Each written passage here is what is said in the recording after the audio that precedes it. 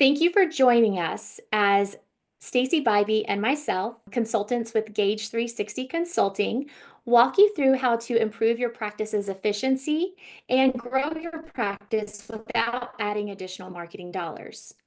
So often we hear, doctors, team members say, we want to grow our practice, we need to look at marketing. And that's not always the case. You can put all the money that you want in the marketing universe. And if you don't have really nice buttoned up processes within the practice, then you will notice that that money does not come back to you.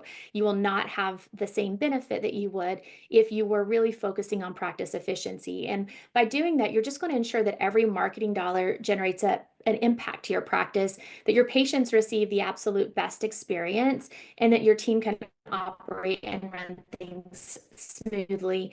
Marketing should amplify your success. It is not the only thing that causes practice success.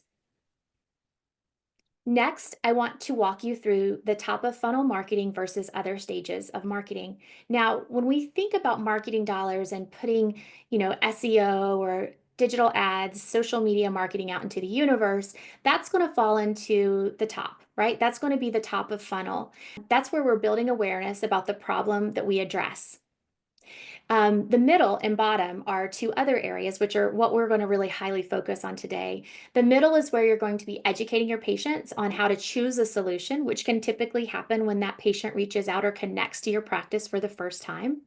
And the bottom or last is the bottom of funnel. And that's where we get to explain what our product is, why our product matters, and help connect those potential prospects with our practice, our services, and eventually turn them into a patient. Today, we're going to talk about 3 points and really focus on 3 areas in our practice that we can look at that are going to help with what our overall growth can be. Number 1, we're going to focus on new patients added to exam. Then we're going to talk about exam to contract. And from there, we'll talk about expanding revenue opportunities. When we talk about new patients added to exam, there is a target we want to be at, and that is 90%. And what that means is how many actual patients walked in your door, we completed an exam on, divided by the number of new patients that we actually added to our practice management software. So let's dig in a little bit to our call to exam rate. I've talked about how we calculate that, but what does that really mean when we think about conversion opportunity and maybe lost opportunity? So if we add 835 new patients to our practice management software, we would on the front end expect that we're going to lose about 10% of that to no-shows, or maybe it's just someone that just needs a retainer and we would never complete a new exam on that patient. So about 84 of those is that 10% that we're expected to lose. We are going to then have 751 exams that we are expected to actually see from those new patients added. From the new patients that are added to the expected, if we complete 667 of those actual exams, that means that we have a difference of 84 that we lost an opportunity to see. That could be in the way that we take our new patient phone call, in the way that we confirm our appointments. But with that lost opportunity of those 84 patients, if we just have an average of 60.6% in our case acceptance, that's 40 starts that we missed an opportunity on starting. And then when we break that down even further, we go, okay, what is our average contract fee? If we're at around $5,100, the lost opportunity in production for those 40 starts is a little over $203,000. And that is simply just kind of looking at what are we doing on that new patient phone call? Are we welcoming people to where they want to walk in our door and they want to have an exam? Are we losing them literally within the first 2 or 3 minutes of talking to them? So when you've performed those calculations within your practice, and we encourage you to do so, if you have Gauge, they are going to be very easily available. But if not, it is that simple calculation that Stacy spoke about a couple slides back. When you notice that you are not completing 90% of the exams that show up to your practice, then you want to sit down with your team and talk about gap closing activities. So what is a gap closing activity? It refers to as special actions or strategies aimed at reducing the difference, the gap between what your performance is and what your goals are. These activities typically focus on areas that directly impact revenue, case acceptance, patient retention, and of course, operational efficiency. So what are some gap closing activities? One would be the phone call, right? The new patient phone call. How well are you answering your phone? How well is your front team trained to be able to have very strong intentional conversations that help decrease the gap between what your clients or prospective patients need or want and what services you have? You also have to make it very easy. If there is friction, then you're going to find the likelihood that they're going to choose you over another orthodontist is going to significantly be reduced. Scheduling. How easy is it to schedule? Urgency is huge. We are in a world where we want what we want and we want it now. Delayed gratification is a thing of the past. So when someone reaches out to you, whether it be call or website lead or text message or widget of any sorts, you want to make sure that you're able to get them into the practice as soon as possible. If you look at your schedule and your availability is minimal within a 72-hour period, you may want to consider what are your availabilities? What are your opportunities to add in more new patients? And this is something that you need to have eyes on at all times during the day. And each person at your front desk or whomever is answering your phone, we prefer a new patient coordinator, which is someone who is the wing woman or wingman to the treatment coordinator and who is always helping set them up for success and who does intentional calls and starts the sales process very early on in the connection. But scheduling is huge. The other thing is intake. How easy is it to complete your intake forms? At Gage, we have Gage forms. We love them. I know a lot of practice management softwares also have forms, but you want to make sure that it's very adaptive to your cell phone. People are not typically filling these things out on their desktop. And so making it as easy as possible for them to complete this information via text. One thing really fantastic about our forms is that you can actually just have them flip their phone over and take a picture of the back and front of their insurance card, and that comes along with you. Something else to keep in mind is using parallel processes. If you are kind of taking the step and reevaluating how easy it is to do business with you, how easy it is to onboard that new patient, make sure that you're not having this wonderful experience with digital forms on the front end, and then that patient walks into your office and you're now asking them if, they would mind signing this HIPAA form, right? So just make sure that you're not causing those friction filled, moments, because it does compound and it can create a negative experience with most, orthodontic seekers today seeking out 2.5 consultations. We have to do things to set ourselves apart.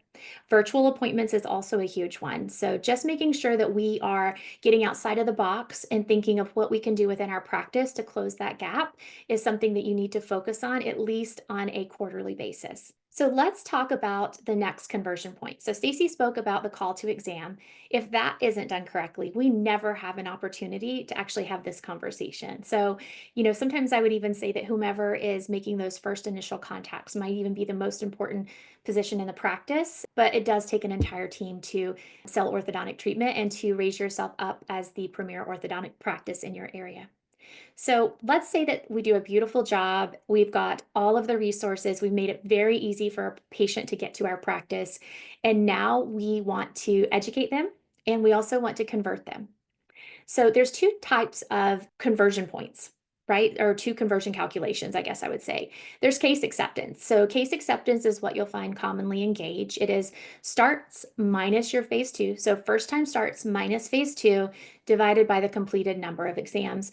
And that target should be around 75%. So by performing this calculation, whether it be on your own by pulling reports or using Gage, you want to hit around 75%. Now, Stacy and I will tell you that we do encourage a lot of our practices to reach about 80% because we have high expectations.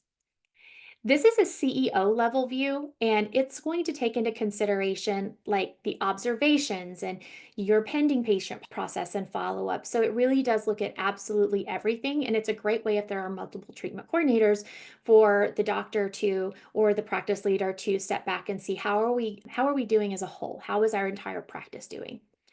The second, which I think is extremely important, especially as you are monitoring your own personal growth and investing in yourself, is treatment recommended conversion. So this is out of those who the doctor has recommended treatment for divided into the number of starts that have happened, which means how well are you if your doctor recommends treatment at getting that patient to take the next step. Now, I see this one more as a personal record or your PR, right? So I think it's very important, and Stacy and I agree that on an individual basis, you want to track your TRC or your treatment recommended conversion, but as a whole and as a practice leader, CEO level view, you want to take a step back and actually look at case acceptance. So they both have a very important role within your practice. So earlier I talked about your call to exam and the importance of having those patients and that goal at about 90% of anyone that calls your office walking in and giving us the opportunity to convert them into an actual patient. So now we're going to talk about the exam to start, and we're going to talk a little bit about how important case acceptance is in our practice. So we talked about if we had 835 patients, we add those to our new patient software.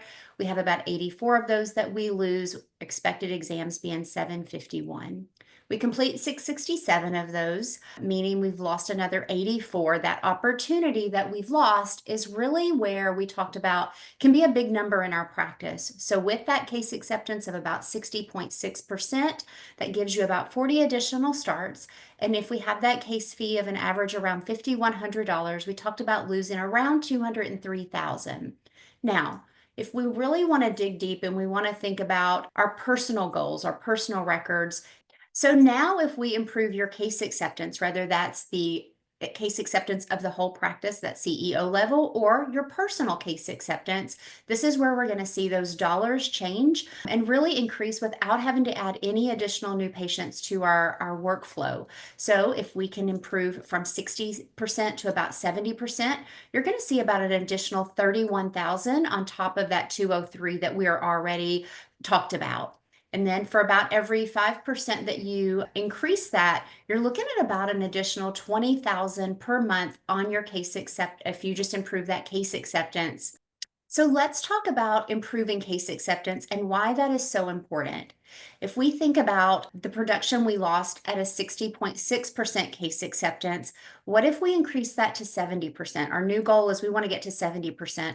You're adding an additional $31,000 in production by not seeing any additional new patients. It's by your follow-up, your pending follow-up, and making sure that you're utilizing those OBS patients and getting them in to start.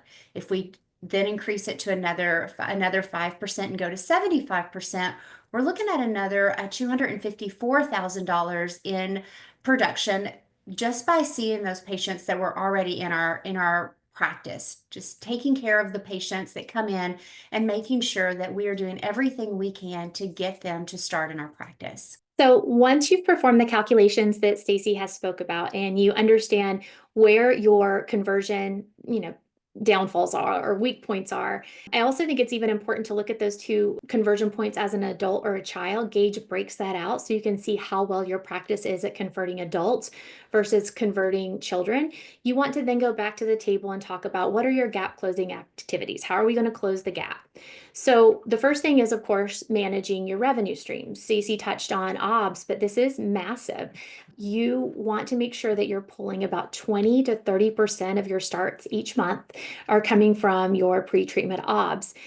You do that because you do want to make sure that as many as you're putting in, you're pulling back out. And that can look very different depending on the age of your practice, the maturity, versus whether you're a startup and maybe you haven't built up that observation pool. But you want to manage those streams, which are exams, pending patients, and of course, those observation patients. Removing barriers, make it easy to do business with you. Don't make it hard. And sometimes I feel that as practices, we prioritize what's convenient for us over what's convenient for the patient. So while it may take you 3 more clicks or a little extra time, what you really want to do is shift that mindset and think, how do I make it easier to do business with? There's a book by Shep Hyken called The Convenience Revolution, and it is phenomenal. Very quick listen and read, but it does talk through like what's important to today's customers and how important it is to be convenient. Barriers reduce friction, therefore not being as convenient, and then that can cause us to maybe not win the opportunity to take care of that patient. So preparing for objections, like you're going to get them, you're going to get them the entire way. So being more proactive than reactive with those new patient exams is critical because you want to get in front of anything that they may potentially say to you in the exam room that would cause them to leave pending. So for example, there's insurance, there's understanding, if they're seeking multiple opinions, if they're shopping around, which you can pretty much guarantee that they are, but that's awesome because they're doing orthodontic treatment. They're just trying to decide where to do it. And we want that to be with us. I got to go home and talk to dad. I got to go home and talk to mom. Start thinking about those things on the front end. I know some folks have them request that, financial decision makers be present for the exam, but it can also be just a shift in mindset within your practice. Like, we are not just dishing out free exams like Tic Tacs. We have an intention that every patient who comes through that door or, meets us on a virtual exam, they have an understanding that we're helping them get to that next level. Why would they not want to start treatment with you? Why would they not want to get the smile that they've always wanted or deserved? So when you take that mind shift a little bit, and then you move back to the beginning and think about how do I help remove the potential for objections and remove the friction, remove the barriers, make it easy to do business, then you find that they're coming in better prepared. So they're not coming in just thinking, hey, I'm just shopping around. I'm going to take the quote and go home and talk about it. We're no longer letting them know that you don't have to make a decision. We do want them to make a decision, and we're going to help them do that in a very positive and non pushy way. And then reciprocity. This is something that practices who, I've worked with some really amazing practices. I know Stacy and I have talked about this before, where they provide small thank you gifts for coming in. It doesn't have to be anything expensive. It can be just, again, in that same mindset shift of thinking they are our patients. Why would they not want to be? So give them something you potentially would have waited until they've actually said yes. Maybe you do the t-shirt or the water bottle or the chapstick, something that you would typically give them once they start treatment, but just do it beforehand now. Assume that they're going to be your patient and just let them know that you are grateful for where they've decided to have their orthodontic treatment, that you are looking forward to getting to know them better. And also that the whole rule of reciprocity is that if you give someone something, they feel indebted to give you something back. So it does help. There's just so many little touches and small little movements that can really help improve your case acceptance. And I do think that that does have to be evaluated on a case by case basis.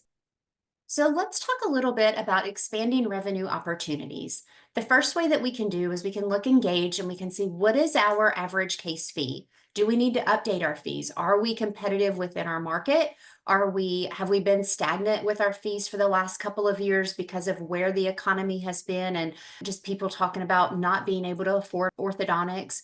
Have you even gotten a little scared because you've had some people that were second opinions say, I got it cheaper down the street? Make sure that we're evaluating our fees and that we are charging the appropriate fee for the treatment that we are recommending. The second way that I think is a lost opportunity within a lot of practices is what's our family potential? And when I talk about family potential, I am talking about patients that are already in our practice or patients that call our practice to set up a new patient exam. When we're on that initial phone call, ask if there's other family members that they would like to bring in at that same time. If a mom can get something done with two of her children at the same time, she's probably going to jump on that. Or you may hear her say, I've always thought that I would like to have orthodontic treatment again. Offer to see her at the same time to make that really convenient for the family. When someone's getting their braces on or off, asking for additional family members or asking, even though it's not family, asking for referrals. If you are treating people well, they are going to want to tell others about your practice and going to want to have their friends and family to come to you. The other thing a lot of practices are jumping into that's a good revenue opportunity is a retainer plan. So if your practice doesn't have a retainer plan, this is definitely an area where we see huge revenue opportunities by being able to add that into their initial fee, spreading that out over their monthly payments during their treatment. And then when that treatment is finished, they've got that retainer plan that lasts them in some cases 5 or 10 years.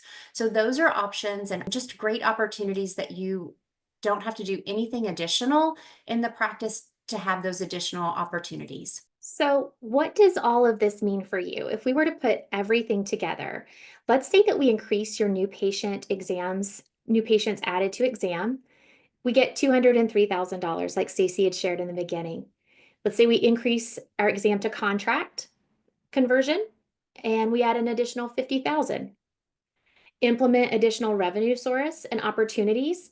Let's say that you sell 50 retainer plans at $750 each. That gives us an additional 37.5. Again, this practice is still, around 1.5 million is what we're looking at, and if we were to average that, it would be roughly 125 a month. By everything that we've talked about today and just looking at these three items, that potentially could add 200, almost an additional 300,000 to your practice's production for the year. So again, it increases over 20%. So can you imagine increasing your practice growth, your production by 20% just by currently using what you already have within your practice? I think that that is a must have. And if you're not working with a consultant, we encourage you to do so. If you are working with a consultant, these are great items to bring to your 2025 planning. And again, if you're not, then Stacy and I and our entire team would love to have you. We provide tons of services such as treatment coordinator, sales, coaching, funnel. We do software transitions and training. So all of you guys that are bouncing from one software to another, we can help make that as smooth as possible and help manage the change within your practice.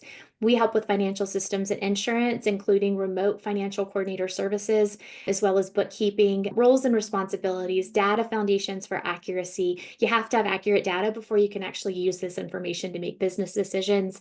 KPI management, setting budgets, OSHA sterilization, and clinical systems. We would be thrilled to help you with any of these items that you find that your practice needs help with. We also do comprehensive practice reviews and would love to help support you growing in 2025. Thank you for spending a little time with Jess and I as we talk about how to grow your practice, basically using the patients that you already have. We are here for you guys if you need anything, if you have any questions. Jess's number is on the screen there, or you can email us at gauge360consulting@gauge.com. Jess and I will both get those emails. If you need help just digging into your Gauge analytics, where do we find the case acceptance? Where do we find what our average case fee is without having to pull your reports in your practice management software? We would be glad to help you see all of that information. And where do you need to look monthly just to keep up with these different numbers and have that kind of on the forefront of your mind each month? So thanks, guys.